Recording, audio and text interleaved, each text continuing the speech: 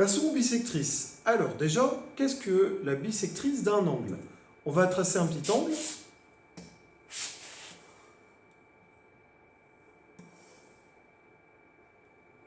Et on va tracer la bissectrice de cet angle.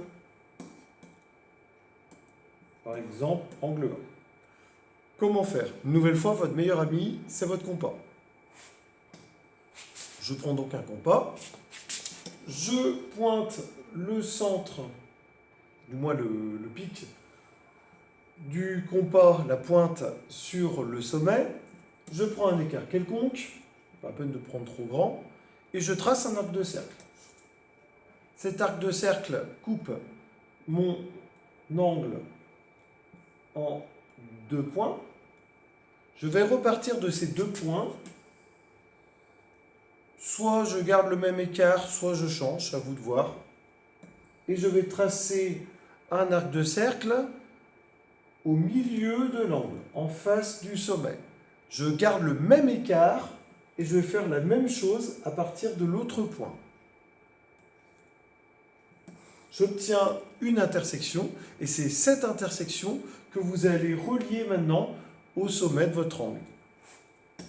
Vous obtenez donc, une fois que c'est tracé, vous obtenez une demi-droite. Je vous rappelle qu'on appelle ça une demi-droite parce qu'elle a une extrémité, le sommet A, et puis après elle part à l'infini. Donc c'est une demi-droite, et qu'est-ce qu'elle fait à mon angle? Vous voyez qu'elle le coupe en deux.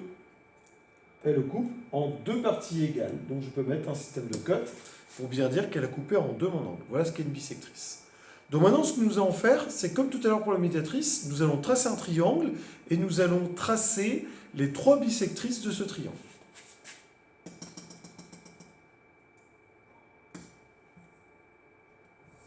Voilà un triangle. On va toujours être très original, on va appeler ABC. Et nous allons tracer les 3 bissectrices. C'est parti. Je prends mon compas. Je vais commencer par tracer la bissectrice de l'angle 1.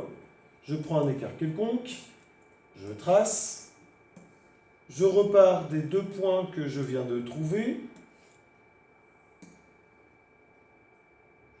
en traçant un arc de cercle au centre, en face du sommet A. Je trace ensuite ma bissectrice obtenue. Je n'oublie pas de mettre mon système de cotes pour bien indiquer que j'ai tracé une demi-droite qui coupe l'angle en 2 parties égales. Je fais la même chose maintenant pour mon sommet B. Je vais donc pointer mon compas sur le sommet B. Je prends un arc de cercle quelconque. L'arc de cercle coupe les 2 pans de mon angle en 2 points. Je vais repartir ces 2 points et je trace 2 arcs de cercle en face du sommet B. C'est juste, mais ça passe. Et je vais relier maintenant cette intersection au sommet B.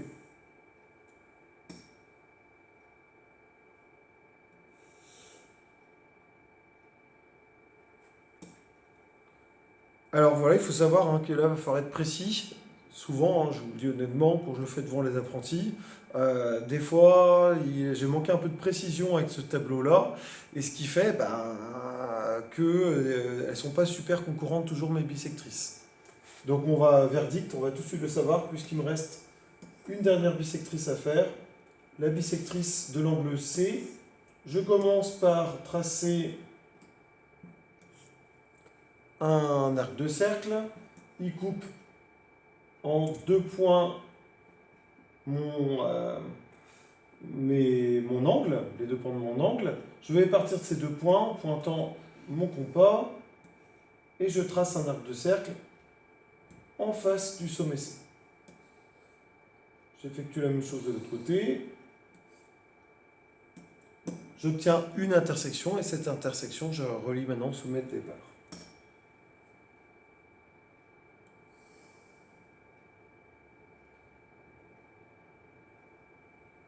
Bon, là on s'aperçoit, hein, j'ai triché un peu, si je voulais être honnête, ce serait plutôt par là. On s'aperçoit ici qu'il y a un petit jour, hein, donc ça veut dire que ma bissectrice, j'ai pas été super précis. Donc il faut vraiment être le plus précis, hein. Sur feuille, c'est plus facile, il faut vraiment être précis quand vous êtes sur les feuilles. Bon, c'est pas à faire, mais je vais un peu noyer la misère en mettant mon point que je viens de faire là pour masquer un petit peu. Et puis maintenant, on va pouvoir tracer la bissectrice. Donc on s'aperçoit une nouvelle fois que ces trois bissectrices sont concurrentes, elles se coupent en un même point. Et comment s'appelle le nom de ce point? Le nom de ce point est ce qu'on appelle le centre du cercle inscrit. Autrement dit, à partir de ce point d'intersection des trois bissectrices, on va pouvoir construire un cercle qui va être inscrit à l'intérieur du triangle, qui va être tangent aux trois côtés de ce triangle, c'est-à-dire qu'il va frôler chacun des trois côtés du triangle. Je le trace. Donc comme je vous ai dit, hein, ça sera plus ou moins précis, puisque j'ai pas été super net dans le tracé de mes bissectrices. Donc on va s'apercevoir qu'il y a un endroit au niveau de mon triangle. Voilà, c'est clair ici. Ici c'est pas mal, ça frôle bien, c'est tangent. Ici c'est pas mal, c'est tangent. Ici il y a un peu de jour, parce que tout simplement, j'ai pas été précis lors du tracé des bissectrices. Il y avait un peu de jour au niveau du centre du cercle inscrit, donc il y a aussi un petit jour qui existe aux abords de BC. Donc j'espère que vous serez plus talentueux, puisque vous allez pouvoir maintenant le faire sur votre feuille. Et on se retrouve dans quelques instants pour les hauteurs d'un triangle.